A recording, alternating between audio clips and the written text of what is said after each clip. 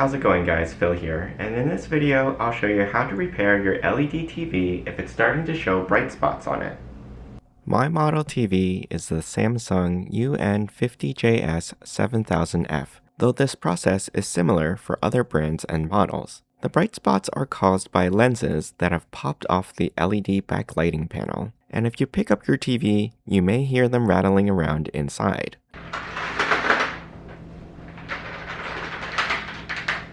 We'll need to open up the TV, so first make sure you've unplugged it. Then lay the TV face down on some towels to protect it from scratches. I've got the stand attached, so I'll need to remove that first. I'm just going to prop the TV up on a small box, then remove the 4 Phillips head screws holding on the stand. Once the stand is off, I can take the box propping it up away so that it lays flat.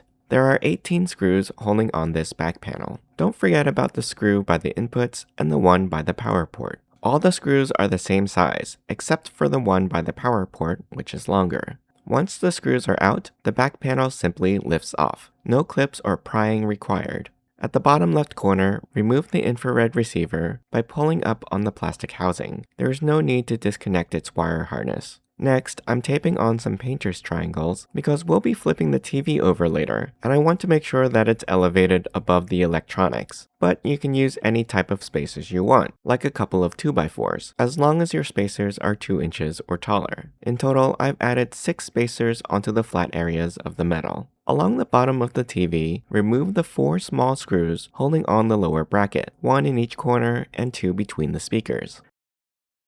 Next, you'll want to pop the speakers off from the backing, but if your TV is very old, like mine, the green plastic connectors may snap on you. We'll just have to glue those back in later. Once the speakers are off, remove the lower bracket. Now carefully flip the TV so that it's screen side up. We've taped the speakers back to the housing temporarily so that they're not hanging loose. Starting at the top of the TV, carefully pull the outer frame away from the panel, and the small clips holding it in will release. Then work your way down the sides. At the bottom, there are 2 small screws towards the center that you'll need to remove first. Then you can unclip and remove the frame by simply lifting and moving it away from the bottom. Next, we'll need to unclip the ribbon cables in the middle of the TV by first opening the black tab on each connector. Then firmly grasp the blue poles on the ribbon cables and pull them straight out of their connectors. Carefully lift the green PCB boards out of their white tabs on both sides and at each corner.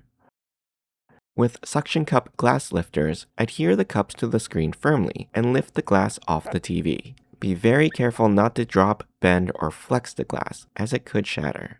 There are 4 black brackets on the sides, top, and bottom, which I've labeled with blue tape so I can remember their placement and orientation. Starting with the sides, unclip and lift out the edge brackets, followed by the top one, and lastly the bottom one, noting that its clips are a little different. The next 2 layers are thin plastic films that you can lift and remove at the same time. It's better to do them together so dust can't get in between them. Again, be careful not to flex, bend, or scratch these to avoid damage that could become visible on the screen. Next, there's a hard plastic diffuser layer, and it has a small sticker at the bottom in the middle. So lift it up from the top using the bottom edge as a pivot, and the sticker should release when it's nearly vertical. Then carefully set it aside.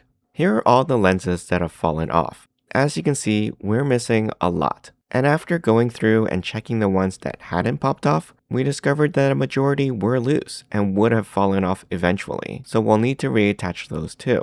But even the ones that are still on for now, we'll want to reinforce them to prevent their eventual failure. I'm using Gorilla Clear Epoxy to reattach the lenses. The working time on this product is 5 minutes, so I'll have to work quickly in batches for so many lenses. This glue is heat resistant up to 180 degrees Fahrenheit and dries clear, so shouldn't create any off-color issues. I'll be using this grid to keep track of my batches, and all I need to do is dispense equal amounts of the resin and hardener, mix thoroughly, then apply the adhesive within 5 minutes. While tedious, I'm applying a drop of epoxy to each of the 3 cupped contact points around each LED. You want to be careful not to get any adhesive on the LED bulb itself, as it could interfere with the light's distribution. Then place the lens, which has 3 tiny feet, and set them right inside those contact points. Press down firmly, wiggling gently, to ensure that it is seated correctly. Then repeat with the rest of the lenses. It took two of us 30 minutes to reattach all the lenses, since about 80% of them had dropped. We've marked some with blue tape that didn't seem to want to sit flat over the LEDs, so we'll need to reinforce those later, but these will need to cure for at least 30 minutes. While this next step is optional, I'm taking the extra precaution of reinforcing each lens, including the ones we just glued back on, with a dab of hot glue just under the bottom of each one.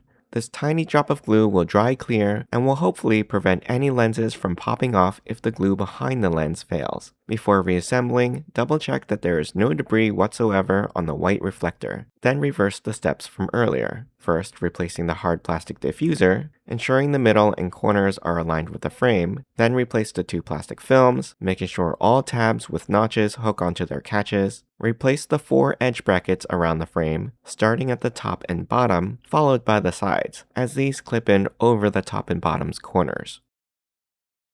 Now replace the outer glass, ensuring the corners are all seated inside their side brackets.